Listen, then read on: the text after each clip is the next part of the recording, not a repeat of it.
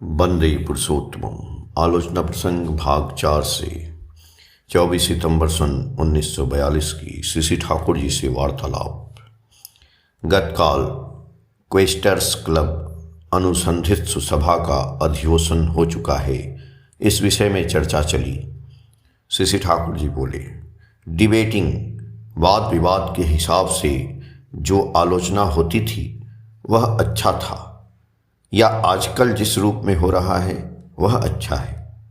प्रफुल्लदा बोले, उसमें उत्तेजना अधिक थी किंतु यह कार्यकारी अधिक है। श्री ठाकुर जी बोले, जो कार्यकारी है वही तो अच्छा है। जो आदर्श और उद्देश्य की परिपूर्ति नहीं करता है उसका मूल्य ही क्या है।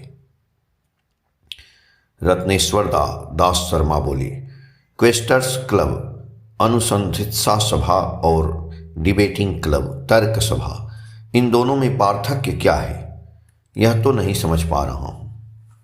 श्री ठाकुर जी बोले, डिबेटिंग क्लब तर्क सभा में दो विरोधी दल होते हैं। एक दल की बुद्धि दूसरे दल को पराजित करना चाहती है। जो जिस दल में रहता है वह उस दल को शक्तिशाली बनाना चाहता है। इसमें बहुधा आलोचना एक तरफा हो जाती है। समाधानी और समन्वयी दृष्टिभंगिमा नहीं रहती है। अनेकों तर्क के खातिर इष्ट कृष्ट विरोधी प्रवृत्ति पोषक मुख रोचक बातें और युक्ति अकाट्य रूप से लोगों के समक्ष रखते हैं। वक्ताओं और श्रोताओं में जिनका मस्तिष्क दुर्बल रहता है वे यदि ऐसी चिंताधारा की घाटी में अधिक समय तक रहें तो वे उनके द्वारा क्षतिग्रस्त हो सकते हैं, अफेक्टेड हो सकते हैं। इसलिए मैंने क्वेस्टर्स क्लब अनुसंधित्सा सभा की बात कही थी। इस सभा का प्रतिपाद विषय इष्ट और कृष्टि मूलक बातों के संबंध में रहना चाहिए। उनके विरुद्ध जितनी बातें हों उस संबंध में इसके सदस्यों को आलोचना करनी चाहिए। पर जो किसी समस्या की बात उठाएंगे उन्हें विशद रूप से वहां पर समाधान भी देना चाहिए। वहां के उपस्थित व्यक्तियों को इस मामले में सहायता करनी चाहिए।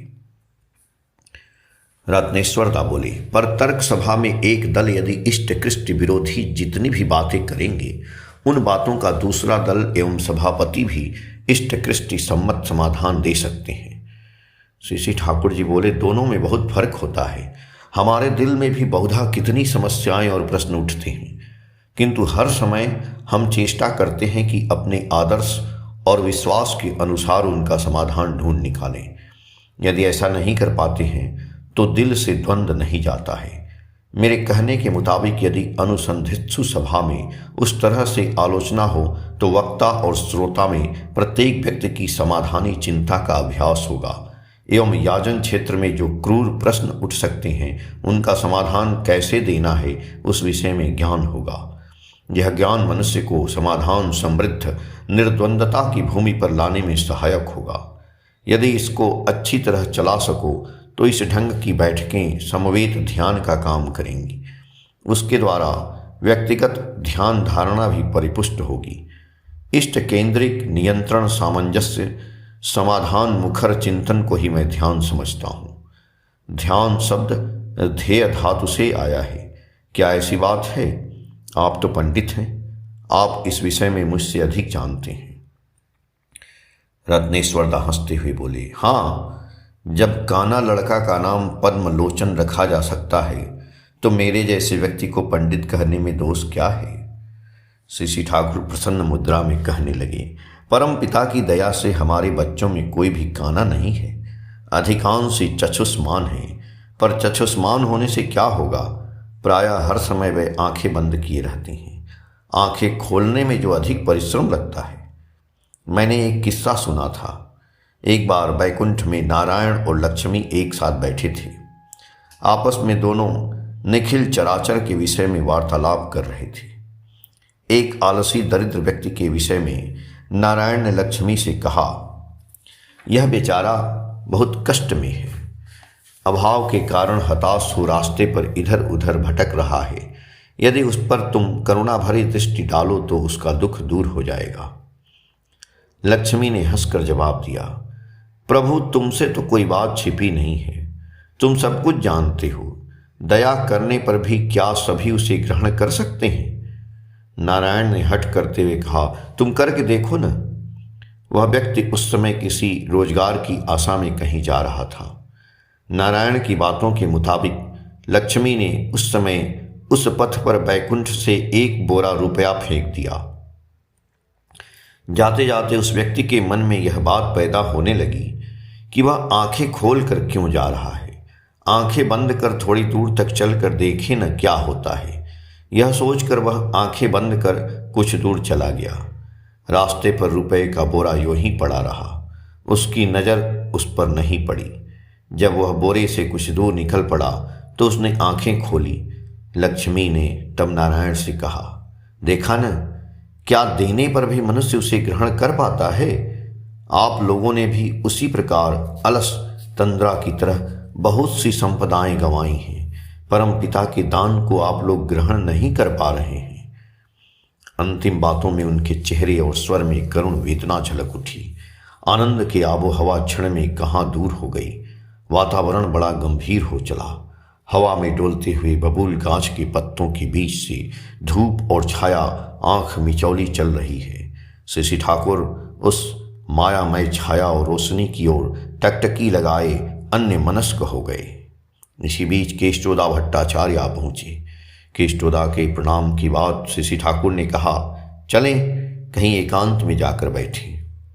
उसके बाद केष्टोदा को साथ लेकर बांध के किनारे तासू में जाकर बैठे। तासू में बिछावन समेटा हुआ था। केष्टोदा ने कहा, बिछावन बिछा देता हूँ। शशि ठाकुर बोले, जरूरत नहीं, यूं ही बैठ जाना है। सरोजनी माँ तंबाकू भर कर दी।